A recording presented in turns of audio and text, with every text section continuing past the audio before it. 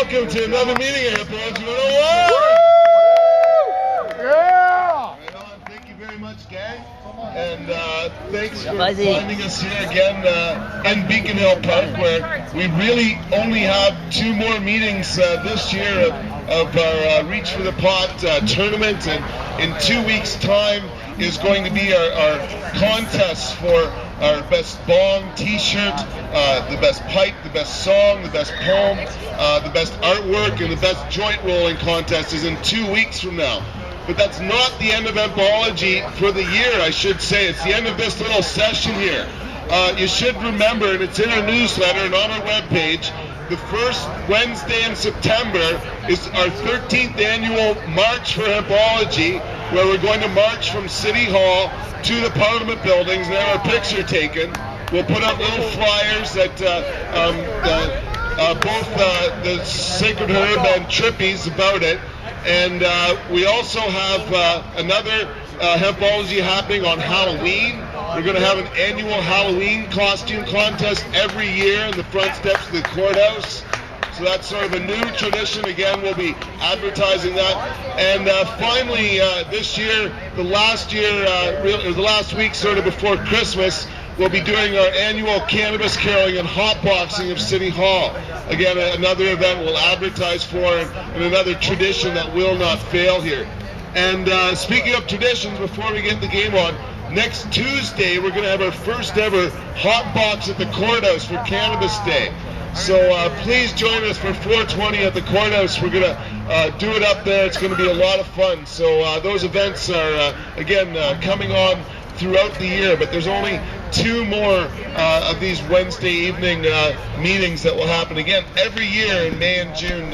It's taken a while for some people to realize it's back again for a while, but here we are, and it's getting really exciting. In fact, tonight we're going to be playing our 2nd semi-final and in our 4th annual Reach for the Pot tournament. And so next week is the final, and it's just, the pressure is heating up. It's just, it's been a lot of fun, and here we go. We've got, oh geez, our contestant, yeah, sorry Sylvia, oh, she's going to play for Ryan?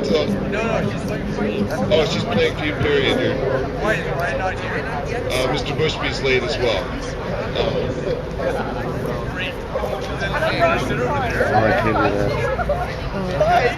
Well, thank you so much for all your help this far, and for coming out as well.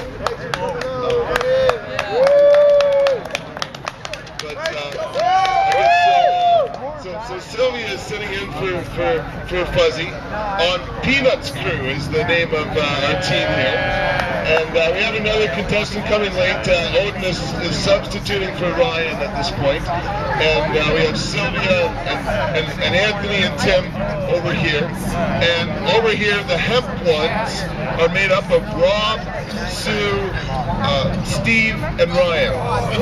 And so I'm going to explain the rules once for everybody that hasn't seen the game. I think everyone here has played before. But here's how it goes, guys. So there's 10 chances to get points here.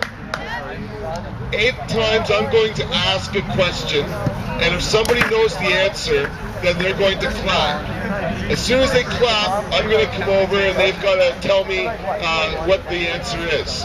They can't talk to their teammates anymore or kind of yell out suggestions. You know, they've got to clap.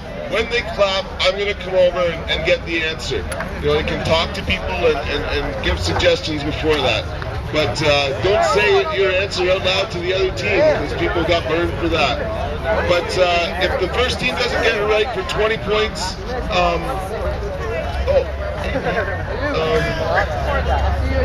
geez, now it's getting really complicated. There's big buzz on this team, Rob.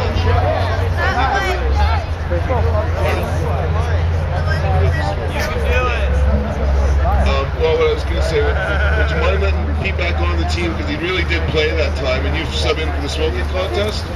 Okay, cool. Because, yeah, thanks for getting here. Boy, everybody's late for finally getting here. Thanks, Rob. So, yeah, like I say, each team gets one chance for 20 points, a second chance for 10 points. If no one gets it right, I give out some hints. If no one gets it right there, we do multiple choice, and it's worth 5 points. I'll explain that when we get to it. And everything else, I just kind of make it up as we go along anyway. So,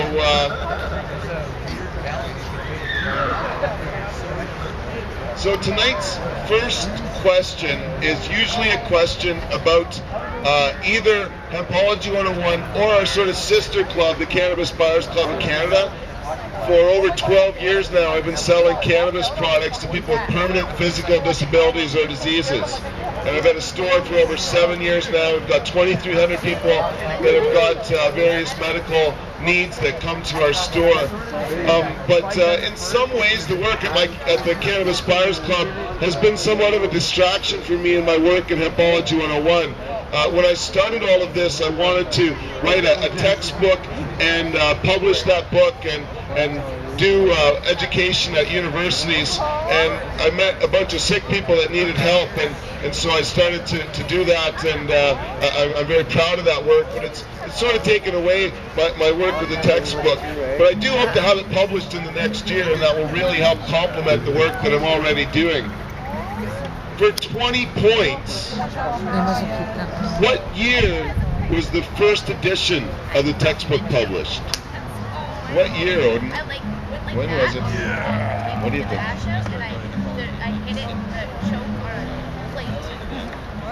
It was 96. There it is. Yeah, for 20 points. The pinch hitter, and Ryan shows up just then. Step up, Ryan. In fact, now that I think about it, Ryan was around in 96 as well, so he could have very easily remembered that one, but I guess there's 20 points to start the game. But don't fret, guys, there's lots of points left on the table, and maybe the questions will all be that easy. Let's see. Tonight's second question is something that has come out of the media recently. There's been a number of things in the papers lately about cannabis, and one of them there's several of them, and one in the Times columnist is about some of the adverse effects of medical marijuana for people. So let's see if anybody read the Times columnist article here. Within 2%, what percentage of medical marijuana users have an increase in the rate of non-serious adverse side effects, such as drowsiness and dizziness? They actually consider drowsiness and dizziness adverse side effects from using cannabis. Something most of us would consider obvious, something that, at least in terms of drowsiness, many people use cannabis for. I think I heard a clap though. Was that a clap, Sue? Okay, what'd you guess? 17? No, it's not 17. It's not 17. What's your guys' guess over here? What percentage? Okay, Sylvie, what do you think? 9. No, it's not 9. In fact, it's much, much higher than you would guess. But think about it here, okay? And I'm going to even make it easier. I'm going to say within 3% to start with. Give you a bit more plus or minus, because obviously you guys didn't read this. But okay, Sue, what's your guess? 71. No, it's not 71%. So take a guess here, folks. 33%. No, it's not 33% either. So here's your guesses here.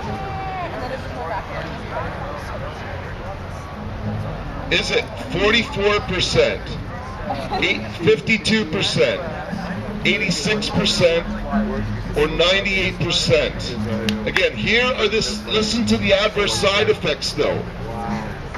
This percentage of people said that they had an increase in the rate of drowsiness and dizziness from using cannabis. Okay? Again, a fairly common and obvious adverse effect.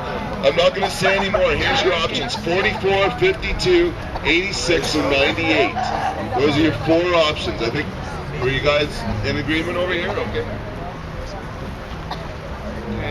What's your guys' guess over here?